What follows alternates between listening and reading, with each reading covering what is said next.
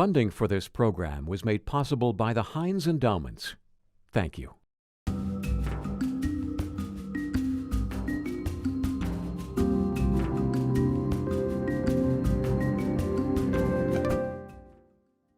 Let's start thinking right now and get our minds geared back up into what we're going to focus on for today's class. What's one thing you got out of that class that you didn't know before? Take your time. For me, it's these kids. This is the future. They're going to either be on the corner, they're going to be in jail, or they're going to be out there in corporate America, or they're going to be an asset to society. All of them are going to go somewhere. What happened? What did you do? Just the fact, being a male, like it or not, we're dealing with a lot of single-parent children, so that has to happen a lot. A lot of them don't have too many males, positive males around, so. And they tend to latch on to us a lot. All across our region, American men are helping African American boys prepare for the future. As a social worker, not an educator, that every person has within them the capacity to achieve goals that are important and to solve their own problems. I see this as a new set of tools to help young people overcome adversity. Hello, my name is Terry Walton. Not take no for an answer, and to make a life full of purpose and vision that's important to them. So I basically try to make t-shirts that has some type of message going through it. Okay. And this is a big brother and a little brother. Basically, the message behind the t-shirt is the big brother leading the way for the little brother. Oh, wow. Building leadership skills in business and in the field of life. But when I look at these 75 kids in here, I'm encouraged. I realize that despite the statistic, despite what the media says about African American men, that there is a group of young men. There are thousands of young men just like these 75 who are trying to figure out how to be the leaders of the next generation. And these guys are hungry. They're hungry for knowledge, they're hungry for help, and they are excited about taking their rightful places in American society. My name is Jalen Malik Clark, and what I'm doing here is to better myself. And since I'm a black man in America, it's hard. So I want to, broaden my horizon on life and to enhance my skills on leadership. Because we all have our hopes and dreams that we want to accomplish. As for me, I want to be a veterinarian, so I want to go to college, study in the medical field so I can accomplish that. So yeah, education is very important to me, and I'm sure it's very important to everybody else here.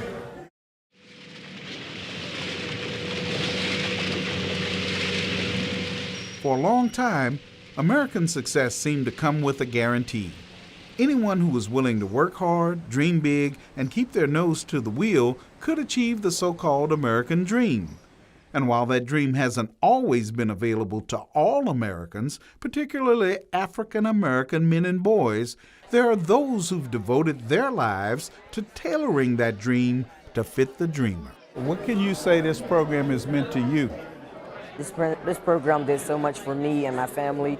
It helped me become more outgoing. It helped me become not scared to speak in the big crowds or in the camera like I am doing now.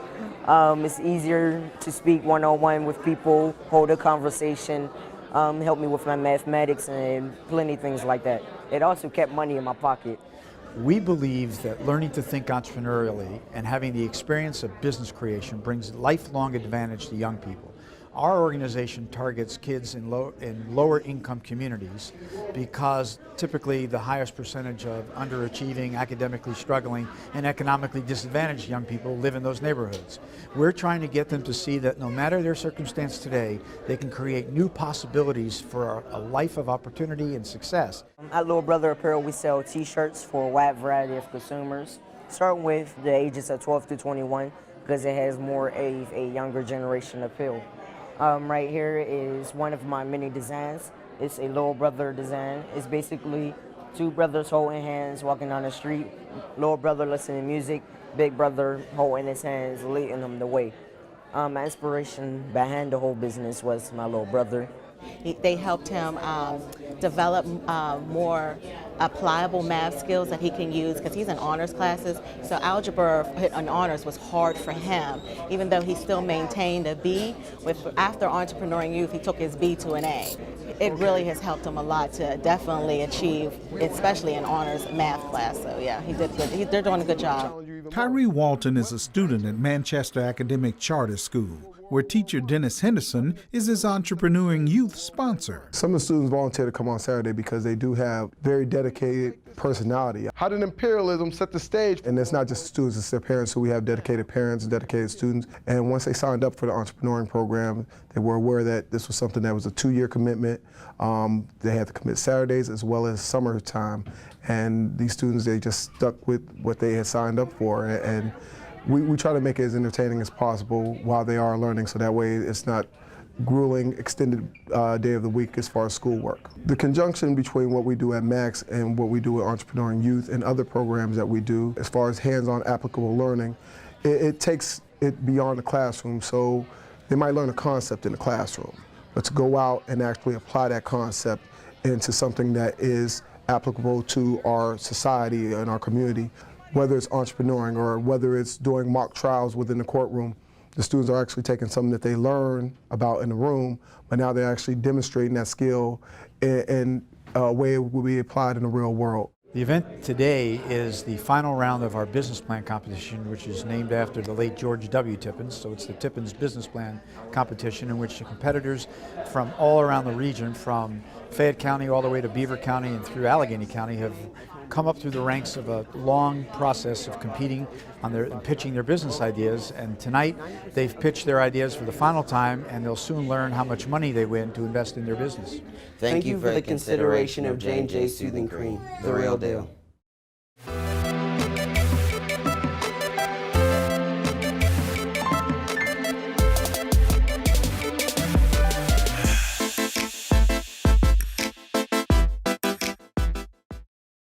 Oh my goodness. First of all, our winner last year became Black Enterprise's Teen Entrepreneur of the Year just a month ago with her balloon art business. She does programs for young children, parties, that parents hire her for, and is making $6,000 or $7,000 a year, and she's just finishing her sophomore year of high school. We have a young person who makes an organic healing cream, the two brothers. We have young people making original artwork in the form of jewelry or logos on t-shirts. It is really bringing out the best in young people in terms of their talent and creativity, and they're learning how to take that and convert it into a business idea. How it's impacted your life, how well it's been working for you. If it wasn't working well for you, tell us, be honest, because we want to make our cream better. I see young people whose introduction of themselves was barely audible, whose handshake had the consistency of Jell-O, and whose voices and eye contact were minimally present. And now they'll stick their hand out, introduce themselves as the founder and owner of a business, give you a business card, and invite you to do business with them. And whether or not they ever have their name on the door, that's a job interview. That's confidence, that's poise, and that makes me get up and go to work the next morning with enthusiasm. At this time, ladies and gentlemen, open up your book to page 3. We add up every one. At Manchester K-8, educators know that instilling confidence in their students can often be the first step to a successful future. Landlocked countries. Give me a landlocked country, ladies and gentlemen. Social studies teacher EREK CLACKS understands the importance of being an African-American male teacher in the lives of his students. We all are role models, and I try to share that with each and every one of my students, each and every one of us. So the way I carry myself is the way they look at an African-American male adult figure. 3 largest countries in Africa we talked about last week. Remember, we all can sing together. We will never talk together. Start me off the first one, Marquise. You know, so there's a lot of aspects that come with it, and I understand that. I'm a role model, and it's my responsibility to illustrate to them, you know, how we conduct ourselves in a civilized society. EREK CLACKS served in the U.S. Army for 21 years as both an enlisted man and an officer. He retired as a major and has now turned his considerable talents to teaching. I would hire 100 Mr. Clacks if I could. It's without a doubt necessary for the children to see anyone that is representative of themselves. Mrs. Teresa Cherry is the principal at this predominantly African-American school on Pittsburgh's north side. warmer. He seems in the It's warmer. classroom to bring some of that military bearing to his Great job, teaching. Tariq. Let's Do go. you see Last that? one. I One do, D. but every teacher has their own way of establishing discipline and order in a classroom, and you tend to go with what you know. And Mr. Clacks comes from a military background, so he sets the expectation in his classroom that this is the way it's going to be. There's going to be order, you're going to learn, and you're going to achieve to your highest potential. There aren't any excuses. Just like the military, there's no excuse. You're going to do this. What's the first region? Region. North Africa. What's the second region? South Africa. What's the third region? East Africa. What's the fourth region? Fantastic, ladies and gentlemen. Now we rocking and rolling. Let's continue. Let's go. What's different about it? Like they wouldn't talk to us like Mr. Clacks does. Like the way Mr. Clacks talks to us. Like he keeps us in line and talks to us in the way that we would want to be treated, and then we treat him with respect. Someone has to make a difference. I'm at a point in my life where I realize it's not about monetary value. For me, personally, it's more about what contribution can I make in society? You know, how can I impact the lives of others? How can I give hope to those who don't have hope? When I look at these young men, particularly in my classroom, they're potential. And I was the same way. Mr. Clacks is not alone at Manchester. Two paraprofessionals, Ramon Brooks and Ramon Creighton, provide support for teachers and students. All right, come on, man. You too.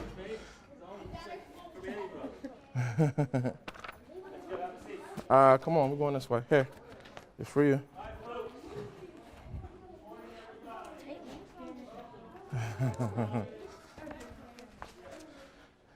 You'll be okay, man. Their minds are kind of like different. They're going every which way. Their hormones are starting to kick in, and you know the neighborhood is starting to become an influence, and they don't really know which way to go. And hopefully by the encouraging words from myself and a lot of the other teachers here, especially with our young black males, because they have it rough. They have it rough, like it or not. It's tough for them in the city. So we have to be almost like that last stand.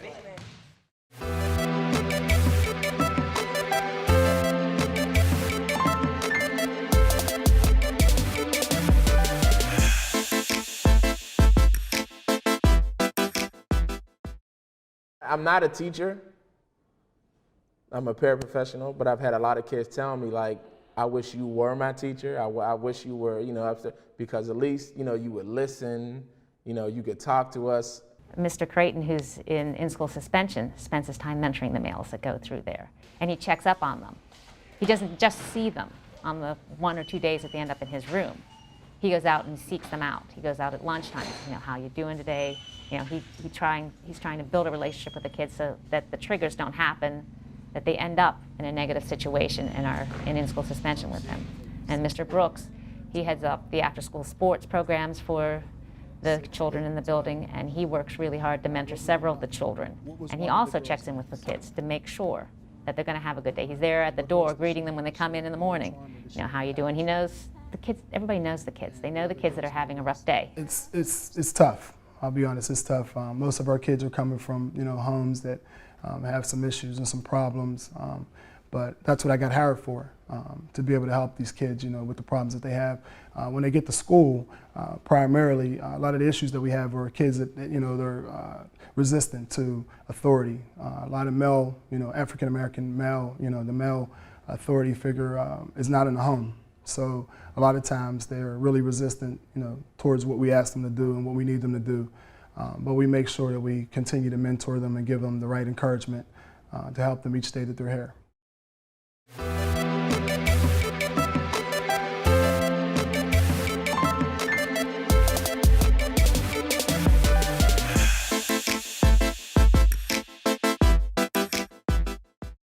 I've watched a lot of kids that came in on the kindergarten level, and I'm seeing them be promoted, seeing them going to other schools, and they come to me and they tell me, you know, Mr. Brooks, thank you for helping me out, or, you know, Mr. Brooks, thank you for doing this, you know, so I can see their attitudes changing. I think that they learned a lot.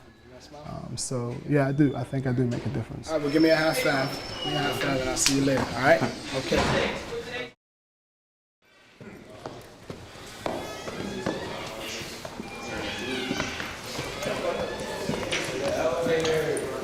having role models does make a difference.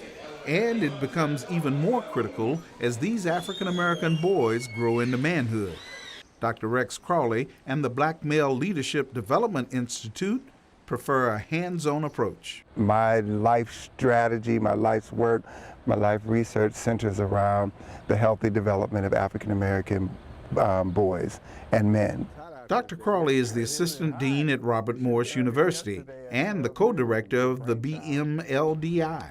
Well, the curriculum for the Black Male Leadership Development Institute is designed such that it provides supplemental support to both families, schools, and communities. So they go through an extensive and intensive curriculum designed to both educate and empower. What do they learn? A myriad of things. So, for example, today the focus is core ethical values. So we spend the entire day, first of all, introducing them to the concept of core ethical values. So they learn how to identify core ethical values, how to apply it to their lives, and then engage in discussions about how values impact behavior. It's a no sag classroom. It's a bring your academic swag classroom. So we're gonna turn the sag into an academic swag, but you need to understand that this is how the world sees savages. I'm keeping it real for those of us who know the history. We are making a difference. It's not even a question of whether or not I think we are. How many of you came to the camp this week to do your best? And they ask questions like, so why is society so difficult for African American men? How many of you came to the camp this week to represent? Who are you representing? And they're high school guys who are protected and cared for, and they can't figure out why what they're about to enter, this thing called life, why is it so difficult for them? This is a presentation about excellence. This is a presentation about doing your best. The powerful thing about BMLDI is that it represents the unique opportunity for a social service organization like the Urban League of Greater Pittsburgh to partner with an academic institution like Robert Morris. An average BMLDI participant is a young guy who is not a 3.0 student in high school, but probably around a 2.5, who is probably from a single family, parent home, who is committed and interested in success as a potential first-generation college student, wants to make it, not sure how to make it, and is interested in developing the skills outside of school that will ensure his success. Troy Miles is one of 75 student participants.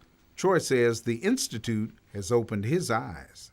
Well, I always knew that people look at you a certain way and how you handle yourself. But yesterday we learned about you being a brand. I thought about it for a while after he talked about it, and I realized that I needed to reestablish how I acted and like the things that I did, and I need to work on my work ethic. I work hard, but I don't think I work hard enough.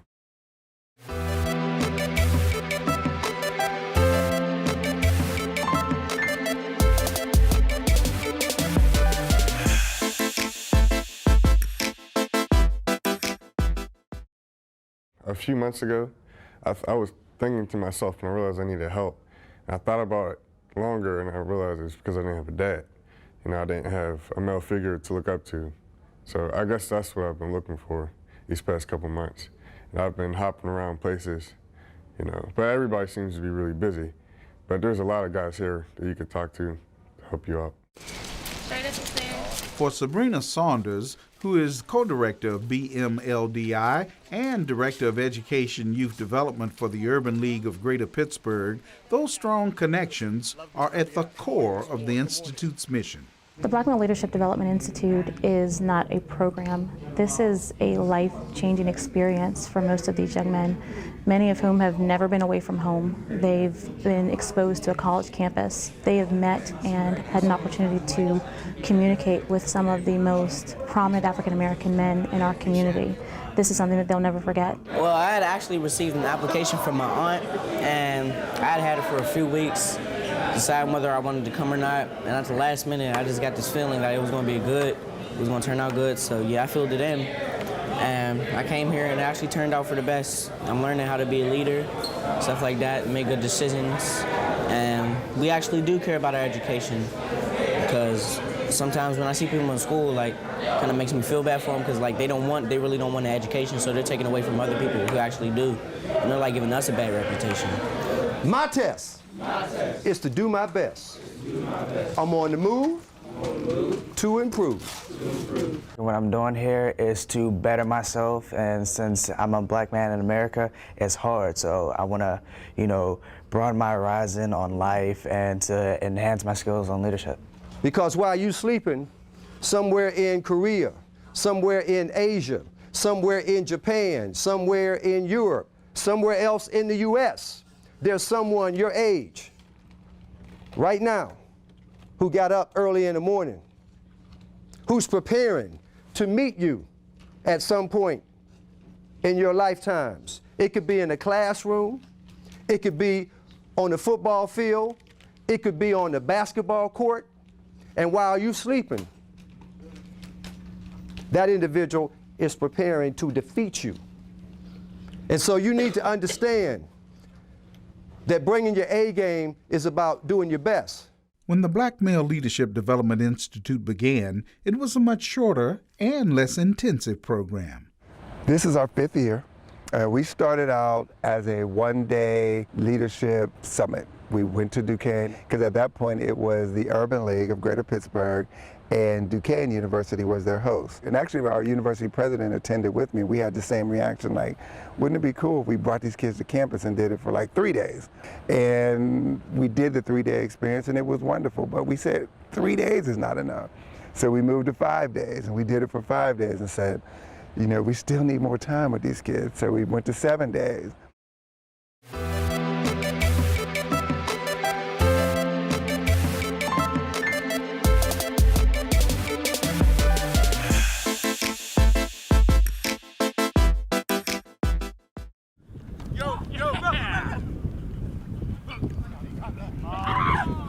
In a week-long residency program, it can't all be classroom instruction.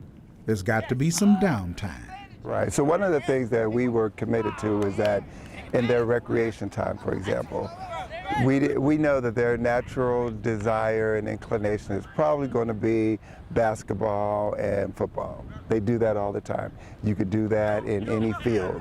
And so we said we really want to expose them to something different. BMLDI staff chose Ultimate Frisbee as a fun and challenging way to teach life skills. So it builds upon the curriculum, and it gives them this level of physical activity, and it exposes them to something that they otherwise would not have exposure to. I like Ultimate Frisbee. It's fun. You can have a star player, but everybody has to put up the work or it won't work. Like, Ultimate is like a true team sport. It's like a real team sport. So these guys are highly competitive, as you can imagine. They're getting the physical activity that we need to wear them out so they can go to sleep at night, and they're learning life skills. And they come back, they start out resistant. I don't want to play Frisbee. I want to go play basketball, or we want to play touch football. And we say, nope, we need 35 guys to sign up for this. Just try it one day. By the end of the week, they're saying it's the best thing they've ever experienced. Among the many learning experiences BMLDI provides is the opportunity to mentor the next generation of young people. At the Urban League of Greater Pittsburgh Charter School, CEO Esther Bush explains their mission. I am extremely pleased to see that after the 1-week residential and after they go through the once-a-month program throughout the year, That was your family you went they're more interested in school, they're more confident in themselves, they're eager to ask questions, they believe that they can do more. This is anti-bullying, scene 1. Action. It's wonderful for these young kids to see these big high school guys, because that's who they want to grow up to be like, to come in, talk to them, work with them, care about them, express some love and support for them as well. So it's a win-win. And that's why we have these high school guys coming in to work with the elementary school kids, because we want them to see what they can be in the next few years. So it's encouraging and motivating.